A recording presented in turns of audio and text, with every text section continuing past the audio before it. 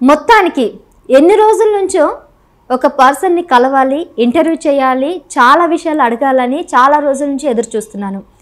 ఎన్నిసార్లు ప్రయత్నించినా కానీ తన అపాయింట్మెంట్ కూడా దొరకలేదు. ఈసారి ఎట్టకేలకి వైఎస్ఆర్సీపీ అంతర్జాతీయ ప్రధాన కార్యదర్శి అయినటువంటి సీమరాజు అన్నను అయితే కలవడం జరిగింది.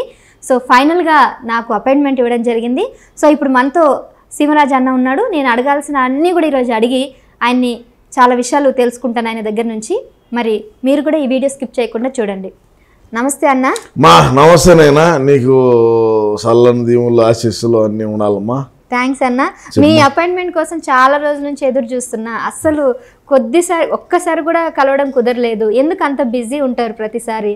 ఎందుకంటే నేను అంతర్జాతీయ ప్రధాన కార్యదర్శిని కదమ్మా. నేను అన్ని ప్రపంచ దేశాల్లో అందరినీ కలుసుకోవాలా, మా వైసీపీ పార్టీని అందరినీ బలోపేతం చేసుకోవాలి కాబట్టి అందుకని చెప్పి నేను కొద్దిగా బిజీగా అయితే ఉంటామ్మా. సరే, మొత్తానికైతే ఎన్నికలు అయినాయి. ఎట్లా మరి గెలుస్తారని నమ్మకం ఉందా మీకు? అస్సాం పోయేట్టుగా ఉండదమ్మా. అస్సాం పోతారు? ఎందుకని? ఎత్తిపోతలు పోతే ఇంకేందో ఎత్తిపోయేట్టుగా ఉండదు. 175కి 177 గెలుస్తామని చెప్పినావు కదా అప్పుడు ఎన్నికల ముందు.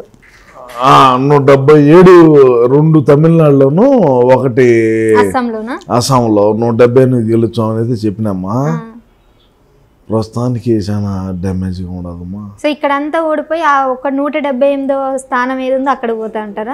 ఆ 3 స్థానాలు ఖచ్చితంగా గెలుచాం. ఆ 3 స్థానాలు గెలిచారు. ఆ గెలిచిన దగ్గరికే వెళ్ళిపోతారు, ఎత్తిపోతల కింద ఎత్తిపోతారు అయితే అందరూ.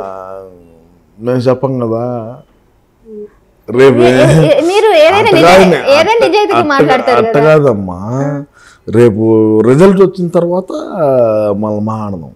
సరే, అయితే ఎత్తిపోతల కింద ఎత్తిపోతారు అది పక్కన పెడితే, ఎత్తిపోతారని ముందే ఇక్కడ దాడులు చేస్తున్నారా ఏంది? మరి అరాచకాలు మాచర్లలో ఎందుకు బాంబులు వేస్తున్నారు? ఈ గొడవలు ఏంది? రాష్ట్రం మొత్తం 144 సెక్షన్ పెట్టడం ఏంది? ఇది న్యాయమా అన్న మీకు? ఖచ్చితంగా కొడతాం కదా. మేము ఎత్తిపోతున్నాం ఉన్నప్పుడు కొట్టమా?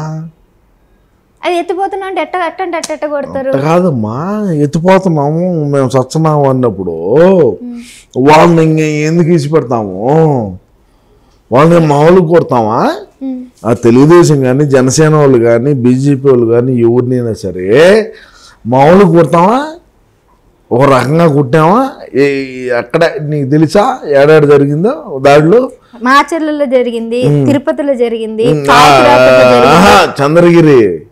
చంద్రగిరిలో ఒక రకంగా కొట్టినావా? కొట్టిర్రు. మరి ఎందుకు కొడుతురు అసలు? నిన్ను కూడా కొడతా ఎక్కువ మాట్లాడితే. అంటే ప్రశ్నించి గొంతు ఉండదు. అంటే ఏంది నువ్వు మాట్లాడేది? ఏంది ప్రశ్నించి అంటే ఏంది నువ్వు మాట్లాడేది? నువ్వు మాట్లాడితే మేము ఇక్కడ నీకు భయపడి ఆమె కూర్చోవాలనా?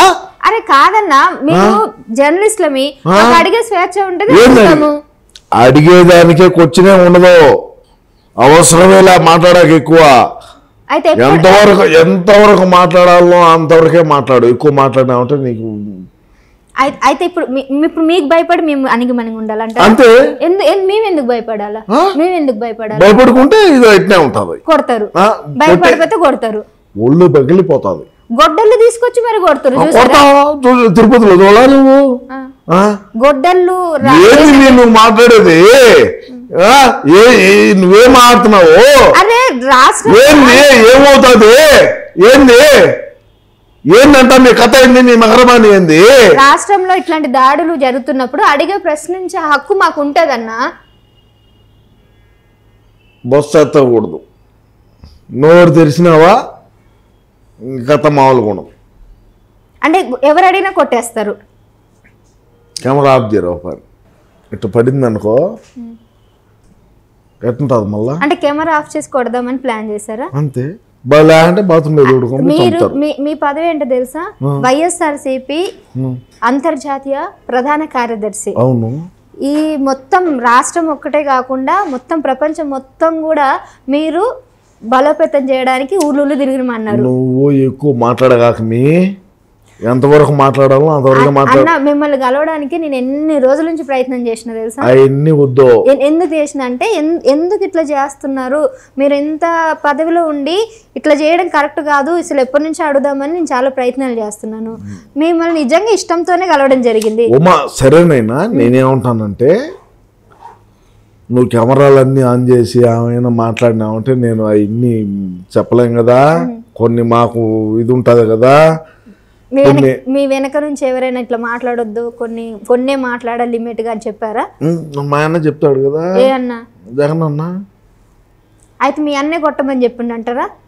మా అన్నే కదా కొట్టమంది ఏంది అసలు చెప్పండి. ఇప్పుడు తిరుపతిలో కొట్టినాము, చంద్రగిరి కొట్టినాము, ఇంకొకసారి కొట్టినాము. రాష్ట్రంలో ఎంతమందిని కొట్టినావు?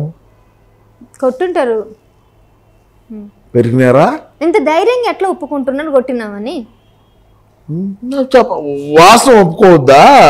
మీ అన్నే నేను మా పార్టీలో, మా వైసీపీ పార్టీలో నోటికి ఖచ్చితంగా ఏమైనప్పటికీ ఖచ్చితంగా వాస్తవాలు చెప్పేటువంటి వ్యక్తి ఎవరు అంటే నేనే. 175 మంది శాసనసభ్యులు మా పార్టీలో ఉన్నారు. 151 మంది 2019లో గెలిచినారు. గెలిచినప్పటికీ నేను వాస్తవాలు చెప్పేటువంటి వ్యక్తిని నేనా? నువ్వు ఒక చెల్లెలుగా నీకు మంచి భవిష్యత్తు ఉన్నావు. మీరు తల మీద చేయి పెడుతురు, బస్ మాస్టర్ లాగా ఈ తలతోనే ఈ చేయితోనే మమ్మల్ని కింద పడేస్తున్నారు.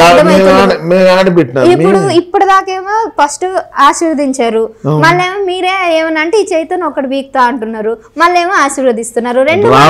రెండు నాలుకలు నేను మూడో నాలుగు నీకు మంచి రాబోయే రోజుల్లో భవిష్యత్తు ఉన్నావమ్మా అని చెప్తా. మళ్ళా మూడోసారి కూడా చెప్తాం. ఏం చేస్తావు అంటే ఏం చేయలేమనే కదా మీ ధైర్యం ఇదంతా. ఇప్పుడు మీ అన్న చెప్పిండు, మా అన్న చెప్పినట్టే చేస్తున్నాం అన్నారు. మీ అన్న ఇప్పుడు లండన్ పోయి ఇక్కడ చెప్పేసి అన్ని చెప్పి లండన్ పోవడానికి ప్లాన్ చేసిండంటారా? అసలు మీ అన్న అసలు లండన్ ఎందుకు పోతున్నాడు? ఎత్తిపోతల పథకం కింద పోతున్నాడు. కెమెరా ఆఫ్ చేస్తే చెప్తా. కెమెరా ఆఫ్ అయితే లేదండి, ఇది లైవ్. యాక్చువల్గా ఇది లైవ్ మేము తీసుకున్నాము. మీ అపాయింట్మెంట్ కోసం దాదాపుగా నేను సంవత్సరం పాటు ఎదురు చూస్తున్నాను. ఎట్టకేళ్ళకి ఈరోజు దొరికారు. ఆ వీరప్పని పట్టుకున్నారు కానీ మిమ్మల్ని పట్టుకోలేదన్న వార్తలు కూడా వచ్చినాయి తెలుసా? ఏ ఛానల్ అయితే ఏంది? నేను ఇండిపెండెంట్ జర్నలిస్ట్ని. వీరప్పని వెళ్ళి ఇంటర్వ్యూ చేసిన పరిస్థితులు ఉన్నాయి కానీ మిమ్మల్ని పట్టుకొని ఇంటర్వ్యూ చేయడానికి అసలు కుదరలేదు. అది ఇట్లా అయితే ఎట్లా అన్నా?